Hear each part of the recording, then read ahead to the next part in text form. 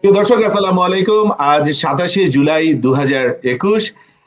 আজকের আড্ডা হচ্ছে মূলত উদ্যোক্তাদের ফোকাস করে, যারা বাংলাদেশ থেকে এবং কলকাতা থেকে বাঙালি কমিউনিটির মধ্যে যারা এন্টারপ্রেনার, উদ্যোক্তা, যারা কানাডায় ইনভেস্টমেন্ট ক্যাটাগরিতে আসতে চান, সপরিবারে পিআর হতে চান, এখানে একটা ব্যবসা শুরু করতে চান, তাদের জন্য আজকের আড্ডা। তাদের জন্য আজকে বিশেষ কিছু খবর নিয়ে হাজির হয়েছি। আমার সাথে আজকে দুজন আছে। একজন হচ্ছে মৌলি জিয়া ইমিগ্রেশন কনসালটেন্সির ডিরেক্টর আরসিআইসি মৌলি তাসনুভা, এবং আমার সাথে আছে সাসকাচুয়ান প্রভিন্সের সাসকাটুন সিটির একমাত্র বাংলাদেশি সিপিএ মিস্টার সায়েম হাসান। আপনারা এই ছোট ভাই সায়েমকে আমার গত বছরের একটি ভিডিওতে, যখন আমি সাসকাটুন ভিজিট করেছিলাম, এই সময় ওর একটি চমৎকার ইন্টারভিউ আছে, খুবই ইনফরমেটিভ ইন্টারভিউ। সেটার ফোকাস ছিল যে কানাডায় এসে কিভাবে সিপিএ হওয়া যায়, কানাডায় অ্যাকাউন্টেন্ট হিসেবে, কিংবা এই জগতে এই পেশায় কিভাবে খুব ভালো করা যায়। এই ছোট ভাইটি অসম্ভব ভালো করছে সাসকাচুয়ান প্রভিন্সে, এবং ওখানে বসে এন্টায়ার কানাডার জন্যই তার সেবা দিচ্ছে। সে একটি প্রতিষ্ঠানেরও কর্ণধার। কিন্তু আজকে আমাদের গল্পটা হচ্ছে মূলত ইনভেস্টমেন্ট ক্যাডারকে বেস করে। আর আমি এবং সায়েম দিন 10 আগে আমাদের এডমন্টন সিটিতে দু ভাইয়ের আবার দেখা হয়েছিল, ওয়েস্ট এডমন্টন মলে একটু আড্ডা দিচ্ছিলাম। তখন সায়েম এই ইনভেস্টমেন্ট ক্যাটাগরি নিয়ে আমাকে কিছু হাইলাইট দিল, বেসিক কিছু ধারণা দিল। আমার মনে হলো এটা অসম্ভব ভালো সুযোগ সম্ভাবনা একটি দিক বাংলাদেশিদের জন্য। তখন আমি সায়েমকে বললাম যে চলুন তাহলে আমরা এটা নিয়ে মৌলি সহ একদিন একটু ইনফরমেটিভ কিছু আলোচনা করি, যাতে এই বিষয়ে যারা আগ্রহী তারা তথ্য সমৃদ্ধ হতে পারে এবং নিজেদের প্রস্তুত করতে পারে। আর তারপরে আপনাদের দুজনের সহায়তা থাকলে তো আপনারা দুজন আমাদের সাথে এখন আছেনই। আমরা শুরু করছি সায়েমকে দিয়ে। সায়েম, আপনাকে আরো একবার আমাদের চ্যানেলে স্বাগত। আর সায়েম, আপনার কাছে প্রথমেই জানতে চাই এই প্রোগ্রামটি সম্পর্কে, investment category in Saskatchewan special. জি, থ্যাংক ইউ ভাইয়া আবার আমাকে ইনভাইট করার জন্য। এবং Saskatchewan immigration nominee program, so এটা বেসিক্যালি ফোকাস হলো যে এন্টারপ্রেনারদেরকে নিয়ে। কেন সেই ফোকাস, সেটা হলো যে সাসকাচুয়ান ইজ আপনার ওয়ান অফ দ্য প্রভিন্স তে খুবই এনকারেজ করে, they provide a lot of importance যে তাদের ফরেন ইনভেস্টররা আসুক এখানে, তাদের বিজনেস শুরু করুক এবং তাদের এখানে ইনভেস্ট করুক। এবং আপনি কানাডার সমস্ত কিছু পোস্ট কোভিড যদি ইকোনমিক্স দেখেন এবং ডিউরিং কোভিড ইকোনমি দেখেন, সাসকাচুয়ান হলো one of the only Province যেখানে ইকোনমি কনসিস্টেন্টলি গ্রো করেছে ইনস্টেড অফ ডিক্লাইনিং। কেন? Because Saskatchewan political system and the entire investment system এটা খুবই এন্টারপ্রেনার ফ্রেন্ডলি, এবং বিভিন্ন ধরনের ইমিগ্রেশন পলিসি আছে যেটাতে আপনি যে কোনো এন্টারপ্রেনাররা আপনার সেই ইনফরমেশন নিয়ে অ্যাপ্লাই করতে পারে। এবং লাইক পলিসি এবং প্রসিজার, এন্টায়ার প্রসিজার খুবই ছোট, এবং সেটা মৌলি আপু আরো ডিটেলস আপনাকে বলে দিতে পারবে। সো আমাদের পার্টনারশিপটা হলো রিয়েলি, আমি সমস্ত বিজনেস পোর্শনটা দেখি। আমাদের কাছে একটা হিউজ ডেটাবেস আছে যেখানে কেনেডিয়ান বিজনেস যাদের একটা certain amount of return on investment. So return on investment বলতে যে আমি যদি $1 লাখ ইনভেস্ট করি, আমার অ্যাটলিস্ট এক্সপেকটেশন হলো আমার 6 থেকে 7 বা 8 বা এর থেকে বেশি রিটার্ন অন ইনভেস্টমেন্ট থাকবে on an annual basis. So আপনারা সবাই ইনভেস্টর, আপনারা জানেন যে ব্যাংকে যখন কোনো টাকা ইনভেস্ট করতে চান, স্পেশালি ইন কেনেডিয়ান ব্যাংকে, ওরা আপনার মানি মার্কেট ফান্ডস যেটা হলো মোস্ট সিকিউর, সেটাতে দেয় 1 থেকে 2 বা 3% অ্যাট মোস্ট। বাট যেখানে হাই রিস্ক সেখানে রিটার্ন একটু বেশি হবে, দ্যাট সিম্পল। বাট আমার কাজ as a CPA, chartered professional accountant and certified exit planning adviser, হলো যে সে ধরনের বিজনেস বের করা যেটা not only that their foundation is very strong, but also যে একটা ফরেন ইনভেস্টর হিসেবে এসে এটা টার্নকি প্রজেক্ট হিসেবে শুরু করতে পারবে ফ্রম ডে ওয়ান। তাদেরকে পুরো হোল হুইলটা রিইনভেন্ট করতে হবে না। আমি সায়েম জানতে চাই, খুব সহজ ভাবে জানতে চাই, আমার বাংলাদেশের ভাই বোন উদ্যোক্তা, ইভেন কলকাতায় আমাদের যে দর্শকরা আছেন, ওখানে যারা উদ্যোক্তা, তারা এই প্রোগ্রামটিতে আগ্রহী, এক্স্যাক্টলি তাদের কি করতে হবে, কি থাকতে হবে, এবং এক কথায় তাদের সুযোগ সম্ভাবনা। সেই one of the মানে মেজর ক্রাইটেরিয়া আসলে আপনাদের ইমিগ্রেশনের চেকলিস্টটা দেখতে হবে। ইমিগ্রেশন চেকলিস্ট দেখে আপনাকে জানতে হবে যে পয়েন্ট বেসিস অনুযায়ী আপনি কত পয়েন্টে আপনি সেলফ কোয়ালিফাই করতে হবে। ফার্স্ট দেখতে হবে যে আপনার কোনো জায়গায় যদি ডাউট থাকে যে দেখেন আপনি আপনার ট্যাক্স পেইড লিগ্যাল নেটওয়ার্থ আপনার কান্ট্রিতে ধরেন আছে লাইক $400,000-500,000, তখন ওখানে যদি কোনো ধরনের ডাউট থাকে আপনি মৌলি আপাকে জিজ্ঞেস করতে পারেন যে আমার $500,000 হলো আমার net worth based on last years tax filing, আমি কি কোয়ালিফাই করবো কিনা। So Canadian immigration, Saskatchewan immigration nominee program clearly এরকম explicitly identify করে বলে না, but most importantly any country তারা চায় যে সবচেয়ে like most like I guess the biggest and the best. So আপনার নেটওয়ার্ক যত ভালো হবে তারা আপনাকে ততটুকুই গুরুত্ব দিবে। এবং আপনাকে এটাও দেখতে হবে অ্যাবসলিউটলি। এবং এজ এ এন্টারপ্রেনার বাংলাদেশে এবং কলকাতায় আপনারা অলরেডি বিজনেস করেছেন, সো আপনারা সবাই অনেক এক্সপিরিয়েন্সড, সো আপনারা জানেন খুব ভালো মতো কিভাবে বিজনেস গ্রো করতে হয় এবং কিভাবে সাকসেসফুল হতে হয়। সো আপনাদের সেই স্কিল সেটটা আপনাদেরকে কনসিডার করতে হবে, আর সেই স্কিল সেটটা এনে আপনি কানাডিয়ান মার্কেটে কিভাবে ইউজ করতে পারেন। আপনার সেখানে অ্যাবসলিউটলি এবং এখানে সবচেয়ে বড় বেনিফিট এটা হলো যে এটা একটা ফ্রি মার্কেট, এটা একটা ওপেন মার্কেট। এখানে আপনাকে কাউকে কোনো আন্ডার দ্য টেবল খরচ করে আপনাকে বেনিফিট নিতে হবে না। Tested and tried market, all the financials যেটা দেখতে পাচ্ছি আমরা, it goes through a vigorous due diligence procedure. আমরা ভেরিফাই করি যে একটা বিজনেস বলছে যে তার ইনকাম বছরে $10 lakh, so we verify to ensure it is actually $10 lakh. Okay, কারণ আমরা যখন ইনভেস্টরকে সেটা প্রপোজ করছি, আমাদের like we have to make sure that যে বিজনেস যা বলেছে যে ঠিক আছে তার এত টাকা ইনকাম, এত টাকা প্রফিট, আসলেই কি সেটা সত্য কিনা। ওকে, আপনি বললেন যে আসলে শুরুতে ওই চেকলিস্টটা চেক করতে হবে। আমরা তাহলে আরসিআইসি মৌলি তাসনুবার কাছ থেকে চেকলিস্ট একটু শুনে নিয়ে আমি আবার আপনার কাছে ফিরবো যে এইখানে সম্ভাবনাটুকু কি আছে, কিভাবে বাংলাদেশের ভাইরা এই সম্ভাবনাটা সুযোগটা নিতে পারে। মৌলি, তুমি আমাদের একটু আরসিআইসি হিসেবে বলো এখানে চেকলিস্টটা কি, একদম সহজ করে একটু বলো আমাদের, আমরা জানতে চাই কি হলে আমরা কোয়ালিফাই করব। আচ্ছা, আমরা যেটা দেখতে পাই সাসকাচুয়ানের গভর্নমেন্ট ওয়েবসাইটে গিয়ে যে চেকলিস্টে 10টা পয়েন্ট আছে, 10টা ক্যাটাগরিতে পয়েন্ট স্কোর করা যায়। তার মধ্যে আছে age, language, education, network, business experience, business type, nature, কত রেভিনিউ আর্ন করছে, ইনভেস্টমেন্ট সেক্টর, কোন সেক্টরে ইনভেস্ট করছে, কতখানি ইনভেস্ট করতে পারবে, এবং এক্সপ্লোরেটরি ভিজিট করেছে কিনা সাসকাচুয়ানে। সো এই সবগুলো মিলে, এরকম 10টা পয়েন্ট মিলে আমরা স্কোর একটা ক্যালকুলেট করতে পারি, which is very easy to calculate। কারণ এই ক্যালকুলেশন কিভাবে কতখানি স্কোর করছি এটার পুরো চেকলিস্ট, এটা পয়েন্ট গ্রিডটা দেয়া আছে অলরেডি।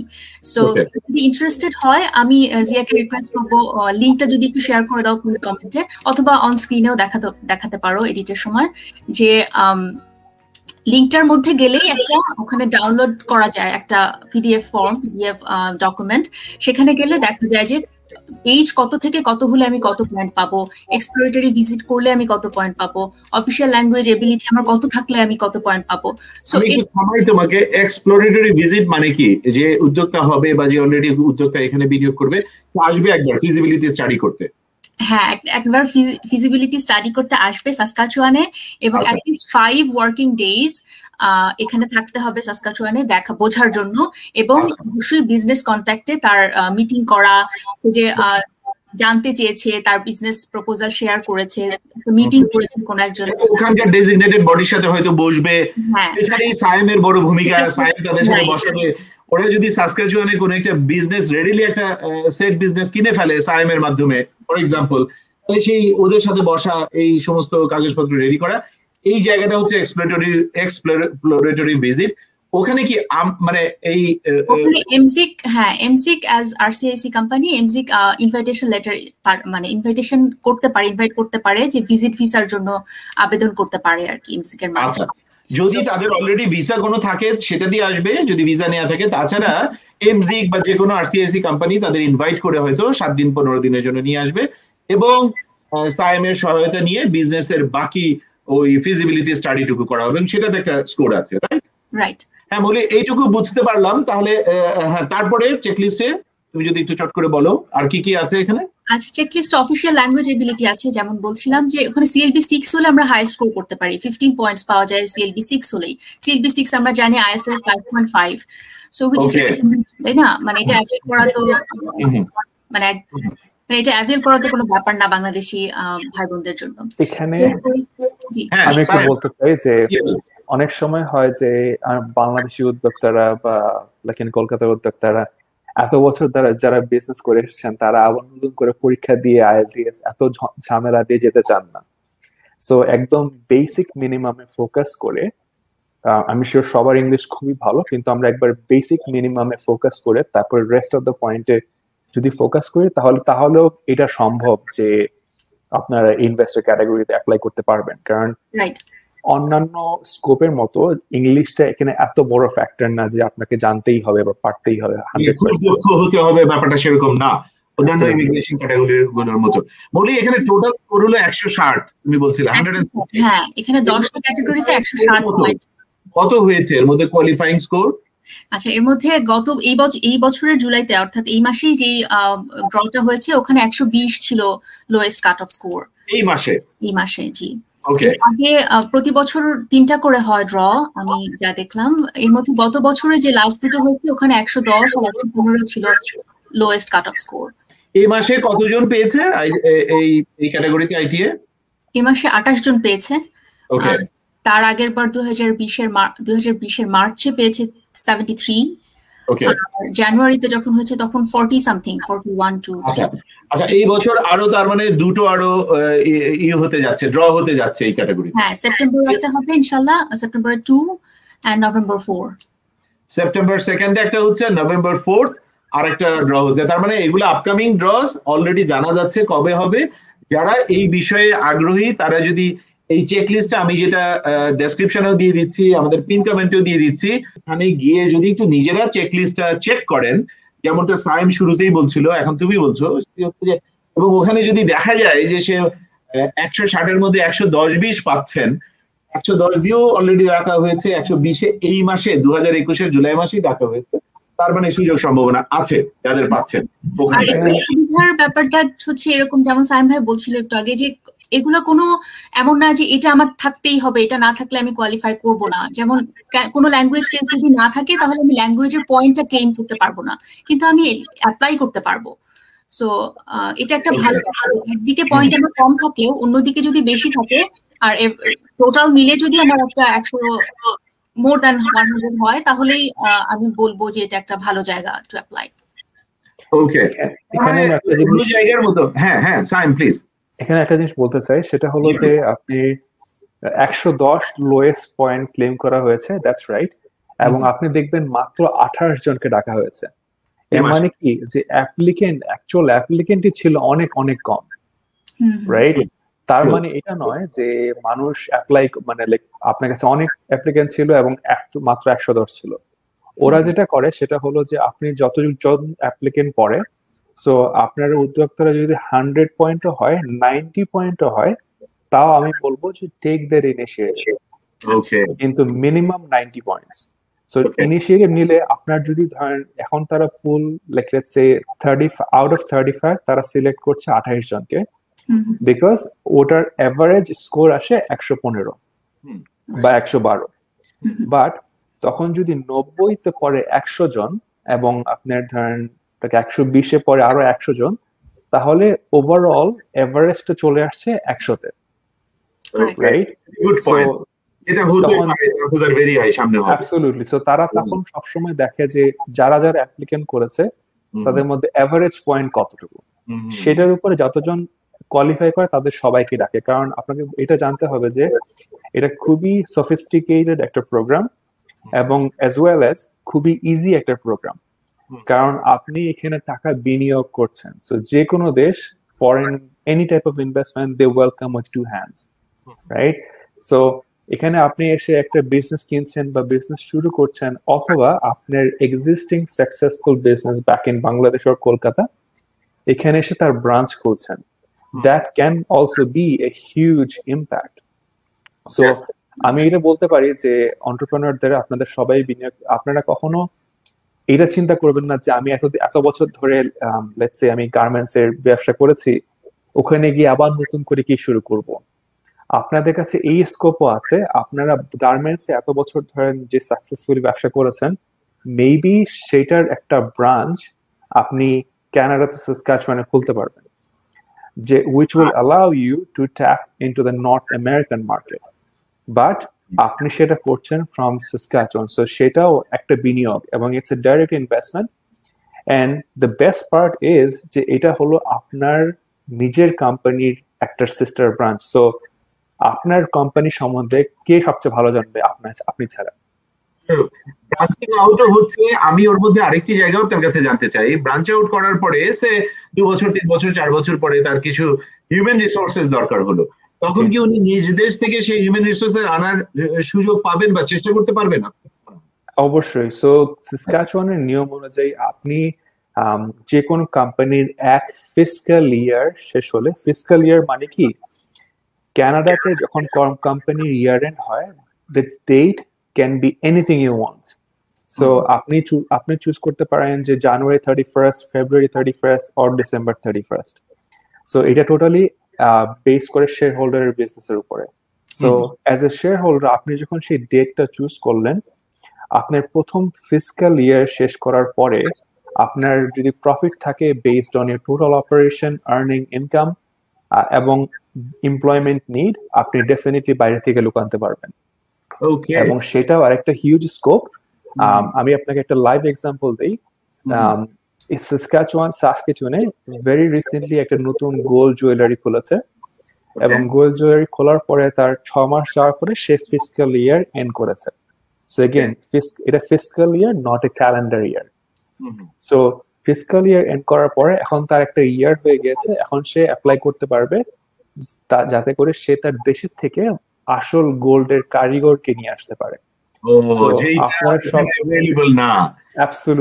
আপনারা সবাই জানেন যে একটা গোল্ডের কারিগর যারা বাংলাদেশ বা কলকাতাতে যত সুন্দর করে গোল্ডের ব্যাঙ্গল বা সবকিছু বানায়, সেটা কানাডাতে পাওয়া almost impossible. So now absolutely সেটা দেখিয়ে সে এখন নিজের ম্যানুফ্যাকচারিং প্ল্যান্ট দিচ্ছে সাসকাচুয়ানের মতো সিটিতে। এবং কি জন্য সাসকাচুয়ান? বিকজ আমি বলেছি যেটা Saskatchewan one of the most investment friendly Province in the entire country, যেখানে আপনি সিম্পল গুগল সার্চ করে দেখতে পারেন যে ডিউরিং কোভিড এর সময় সমস্ত প্রভিন্সের ট্যাক্স রেট মোটামুটি সেম ছিল, কিন্তু একমাত্র Saskatchewan province premier Scott Moe provincial tax rate 0 করে দিয়েছে। এর মানে কি যে আপনার টোটাল কর্পোরেট ইনকামের উপরে কোনো প্রভিন্সিয়াল ট্যাক্স রেট হবে না ফর 2021 and 2022। সো এটা 2% saving. But it is a huge news, Sam. Huge. এবং Saskatchewan is very very investment friendly, you know, এটাই বলছি যে আপনারা নতুন আপনার এটা চিন্তা করতে হবে যে ইনভেস্টমেন্টের you don't have to reinvent the wheel. আপনার এক্সিস্টিং সাকসেসটাকেই আপনি এক্সপ্যান্ড করতে পারেন। সো এইভাবে চিন্তা করতে পারেন। রাইট। আচ্ছা সায়েম, একদম সহজ ভাবে আমি কি এটাকে এভাবে সাম আপ করতে পারি, আপনি আর মৌলী আমাকে কারেক্ট করেন আমি যদি ভুল করে ফেলি, সেটি হচ্ছে যে বাংলাদেশের একজন উদ্যোক্তা, সহজ ভাবে বলছি আবার, যার হয়তো 5-7 বছর এরকমটা তার এক্সপেরিয়েন্স আছে, তার পড়াশোনাটা মিনিমাম গ্রাজুয়েট, বাংলাদেশে সে একটা গ্রাজুয়েশন করেছে, যার আইএলস এ বসলেই কাইন্ড অফ 4.5-5 পাবে, যে মিনিমাম গ্রাজুয়েট সে তো 4.5-5 পাবে, এটা বোঝাই যায়। এটা গেল ওই দিকটার চেকলিস্ট। আর পাশাপাশি যে এইখানে বিনিয়োগ করতে পারবে $2 লাখ, $3 লাখ এরকম কিছু একটা, এটা সহজভাবে বলা হয় যে আপনার সিটি সাসকাচুয়ানে কিংবা রিজাইনাতে হলে $3 লাখ বা তার বেশি, অন্য কোনো ছোট সিটিতে হলে সাসকাচুয়ান প্রভিন্সের হয়তো $2 লাখ বাংলাদেশি টাকায়, যেটা 1.5 কোটিরও কম হয়তো, বিনিয়োগ করা। এবং বাংলাদেশের প্রেক্ষাপটে যার মোটামুটি হারে 5.5-6 লাখ ডলারের সম্পত্তি, বা বলা যায় 3.5-4 কোটি টাকার স্থাবর অস্থাবর সম্পত্তি, যেটা সে দেখাতে পারবে, এই উদ্যোক্তাদের এই অংশটা যাদের সাথে ম্যাচ করবে, বাংলাদেশ থেকে বা কলকাতা থেকে, তারা আসলে good to apply, ready to apply, right? Sayem, তাহলে ব্যাপারটা যেটা দাঁড়াচ্ছে সেটা হচ্ছে যে আমরা যেটুকু চেকলিস্টে বলে আসলাম, এইটা যারা মিট করবে বাংলাদেশ থেকে তারা আসলে এইটাতে অ্যাটলিস্ট ট্রাইটা করতে পারবে, যাদের এখানে আগ্রহ আছে। আমার আপনার কাছে দুটো প্রশ্ন সায়েম। একটি হচ্ছে যে বাংলাদেশি কোন উদ্যোক্তাকে আপনি চেনেন কিনা বা জানেন কিনা যে এরকম উদ্যোক্তা এর মধ্যে এসছে আপনার প্রভিন্সে? জি, এরকম আমি 3 জনকে জানি যারা আমার পার্সোনাল ক্লায়েন্ট। ওকে, অলরাইট, ওকে। 3 জন অলরেডি আপনার পার্সোনাল ক্লায়েন্ট যারা এখানে এসছে, ভালো করছে। তার মানে এইখানে ভীষণ রকম একটি সুযোগ সম্ভাবনা আছে। আমাদের হয়তো গ্যাপ দুটো, একটি হচ্ছে যে আমরা ঠিক মতো মানে বাংলাদেশের উদ্যোক্তা ভাই বোনদের কথা বলছি, তারা ঠিক মতো হয়তো এই জায়গাটা জ্ঞাত নয়, যেহেতু এটা কাইন্ড অফ একটা নতুন প্রোগ্রাম, নতুন সাসকাচুয়ান এরকম করে সুযোগ সম্ভাবনা দিচ্ছে। অনেকে হয়তো জানেনই না যে এই জায়গায় আসলে চেকলিস্ট করে নিজেকে এই জায়গাগুলোতে যদি মিলে যায় তাহলে চেষ্টাটা নেওয়া যেতে পারে। আসলে এখানে ভাইয়া সবচেয়ে বড় সমস্যা যেটা মানে সমস্যা, আনফরচুনেট সমস্যা যেটা হলো যে বাঙালি হিসেবে আমরা খুবই রিস্ক অ্যাভার্স। সো আমরা রিস্ক নিতে চাই না। সেই জন্য দেখা যায় যে হ্যাঁ, আমরা যদিও লাইক আপনারা সবাই এত বছর রিস্ক নিয়ে আপনার বিজনেসকে গ্রো করেছেন, কিন্তু একটু বিদেশে গিয়ে আবার নতুন করে এই রিস্ক নেবেন। কারণ যখন মানুষ এন্টারপ্রেনার ক্যাটাগরিতে অ্যাপ্লাই করে, এখানে অনেক ধরনের legal formality, applications, rules, it almost like 10 times than a visa application, like normal visitor visa or regular জন্য। So is similar to that, যে আপনার visitor visa application এ যতটুকু কস্ট পড়বে, আপনার ইনভেস্টর ক্যাটাগরিতে almost 5 to 10 times more cost পড়বে। So অনেকে আমাদের মেন্টালিটি আছে বাংলাদেশে যেটা হয় যে আমি এত টাকা দিয়ে কেন যাব, আবার এত টাকা দিয়ে কেন ইনভেস্ট করব যেখানে আমি হয়তোবা অর্ধেক হয়তো পেয়ে যাচ্ছি। এগেইন সবকিছু হলো আলটিমেটলি যে ডিপেন্ড করছে ভিসা অফিসারের উপরে। অ্যাজ এ রিপ্রেজেন্টেটিভ আমরা একটা ভালো কেস ক্রিয়েট করে দিতে পারি, যেটাতে ভিসা অফিসারের কাছে যাওয়ার পরে বলবে যে না, this is a solid case, এটা গ্রেড না করার কোনো অবকাশ নেই। চান্সেস অনেক বেড়ে যাবে। আল্লাহর দয়া, তার নিজের যোগ্যতা দক্ষতা। আপনি যখন বলছিলেন আপনি মৌলি মানে একটা আরসিআইসি কোম্পানি মিলে কেসটাকে সলিড খুব শক্ত ফুটিংসে নিয়ে যেতে পারেন, যখন এগেইন সম্ভাবনাটা বেড়ে যাবে। মৌলি, সেইখানটা তোমার কাছ থেকে শুনতে চাই, এমজিক মৌলিজিয়া ইমিগ্রেশন কনসালটেন্সি থেকে প্লাস সায়েমের সহায়তা নিয়ে এটা কিভাবে একটা কমপ্লিট প্যাকেজ হতে পারে আমাদের যারা এই বিষয়ে আগ্রহী সেই ভাই বোনদের জন্য? আমি তো বলবো এটা খুবই ভালো একটা অপরচুনিটি বাংলাদেশি ভাই বোনদের জন্য যারা বিজনেস এক্সপেরিয়েন্স আছে, বিজনেস ক্যাটাগরিতে আসতে চান কানাডায়।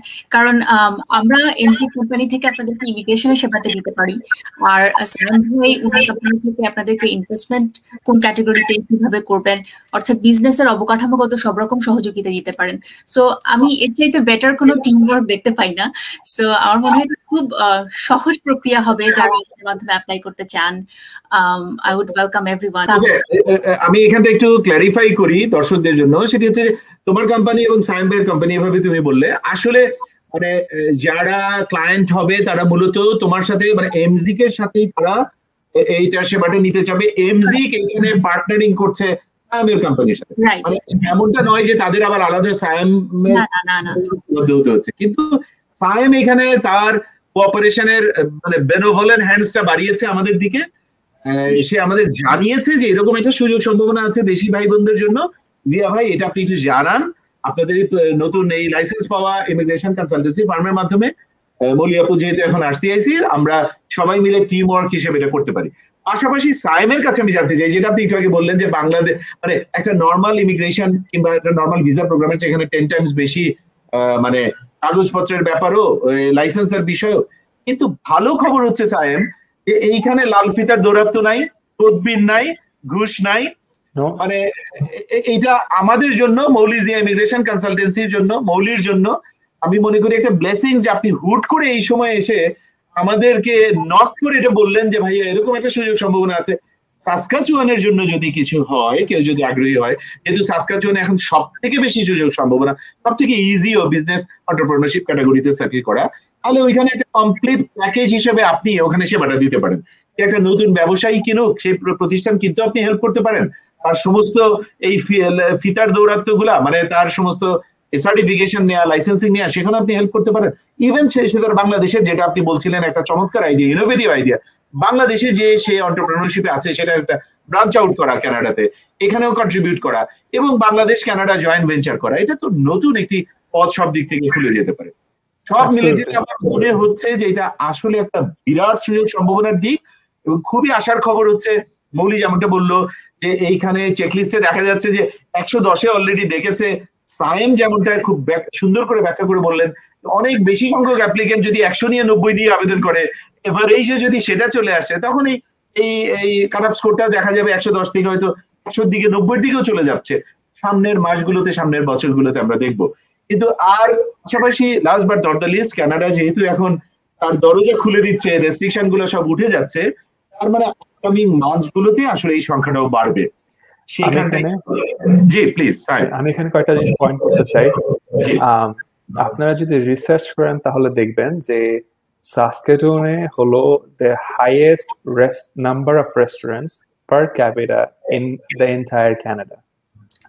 কেন কি জন্য? কারণ হলো যে বিজনেস এখানে খুবই ফেভারেবল এবং ঠান্ডা বলেন গরম বলেন রেস্টুরেন্ট সবাই খেতে চায় এবং না খেতে চলে, স্পেশালি ঠান্ডার সময় সবকিছু। এবং রেস্টুরেন্ট হলো এমন একটা ব্যবসা যেটাতে সবাই মোটামুটি কম বেশি করতে পারে, সো এই রিস্কটা ধরেন সবাই মোটামুটি কাউন্টেড নিতে পারে।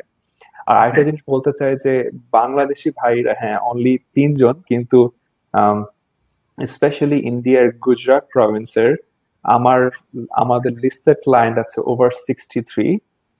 they are all investor category client. So ইন্ডিয়াতে এটা হিউজ ভাবে ইউজ করা হয়, কারণ দেখেন as I said তারা অনেকে হচ্ছে যে তাদের ইন্ডিয়ান ব্যবসার শাখা এখানে খুলছে, অনেকে আছে যে তারা এখানে সাথে ব্যবসা শুরু করেছে, এখন ওটাকে আরো এক্সপ্যান্ড করছে করে তাদের ফ্যামিলি মেম্বার বা তাদের নতুন এমপ্লয়ি সবাইকে ওই বিজনেসের মাধ্যমে নিয়ে আসছে। সো স্কোপ ইজ দেয়ার, যে এটা মানে সবচেয়ে বড় কথা হলো যে it will never happen if you don't take the first step. আপনাকে ওইটুকু ভরসা নিয়ে অ্যাটলিস্ট আপনি ফার্স্ট দেখবেন যে আপনি ক্রাইটেরিয়া সিলেক্ট হয় কিনা, logically it make sense, then you have to take the leap of faith যে আপনাকে অ্যাপ্লাই করতে হবে। কিন্তু অ্যাপ্লাই না করলে আপনি কখনোই জানবেন না কি হচ্ছে।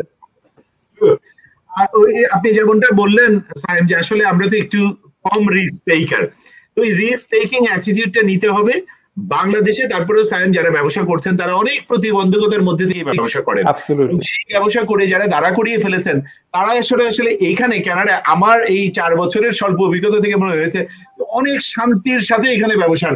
আমরাও তো ছোট ছোট দুটো ভেঞ্চার শুরু করলাম, একটার বয়স 1 মাসের কম, আর একটার বয়স 1 মাস 7-8 মাস, কিন্তু এখানে আসলে লাল ফিতার কোনো দৌরাত্ম্য নাই, এখানে কোনো ঘুষের কারবার নাই, খুব আরামে এখানে ব্যবসা কিংবা কাজকাম করা যেতে পারে।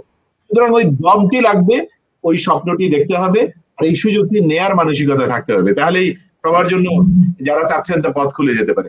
মৌলি, আমরা কিভাবে এই সেবা, মৌলি জিয়া ইমিগ্রেশন কনসালটেন্সি এর মাধ্যমে কিভাবে এই সেবাটি পেতে পারে বাংলাদেশ এবং ইন্ডিয়ার ভাই বোনেরা? প্রথম কথা হচ্ছে যে আমরা খুব শিগগিরই আমাদের অটোমেটেড একটা ওয়েবসাইট চালু করছি যেখান থেকে বুকিং করা যায় আমাদের শিডিউল। প্রথম কোয়েশ্চেনই আছে যে আপনি কোন ক্যাটাগরিতে হেল্প চাচ্ছেন এমজিক এর, সো ওখান থেকে আপনি বিজনেস ক্যাটাগরি সিলেক্ট করে আমাদের হেল্প চাইতে পারেন। দ্বিতীয়ত হচ্ছে যতদিন না পর্যন্ত আমরা ওটা অনলাইনে বা লাইভ করতে পারছি, সেট করতে পারছি, তার আগ পর্যন্ত আপনারা mziccanada.com এ মেইল করে সাবজেক্ট লাইনে যদি লিখেন যে ইনভেস্টর ক্যাটাগরি, তাহলে ওটা আলাদা করে একটু নজরে পড়বে এবং সহজে আমরা লোকেট করতে পারবো বা রেসপন্ড করতে পারবো। Excellent, very good to know. Mouli এবং সায়েম, আপনাদের দুজনকে অনেক অনেক ধন্যবাদ সময় দেওয়ার জন্য। এত তথ্য সমৃদ্ধ, অনুপ্রেরণাদায়ক একটি আলোচনা আজকে সফল করার জন্য আমি নিশ্চিত যারা আজকে এটা শুনলেন, যাদের ইনভেস্টমেন্ট ক্যাটাগরিতে কানাডা আগ্রহ আছে, তারা নিশ্চিতভাবে এটা থেকে বেনিফিটেড হবেন, তথ্য সমৃদ্ধ হবেন, অনুপ্রাণিত হবেন এবং প্রস্তুতি নিতে পারবেন। আপনাদের দুজনকে আরো একবার ধন্যবাদ। এইটার হয়তো কোনো ফলো আপ আড্ডা নিয়েও আমরা সামনে হাজির হব। প্রিয় দর্শক, অনেক ধন্যবাদ সময় দেওয়ার জন্য। সবাই ভালো থাকুন, খুব শিগগিরই আবার অন্য কিছু নিয়ে হাজির হব। আসসালামু আলাইকুম। আসসালামু আলাইকুম।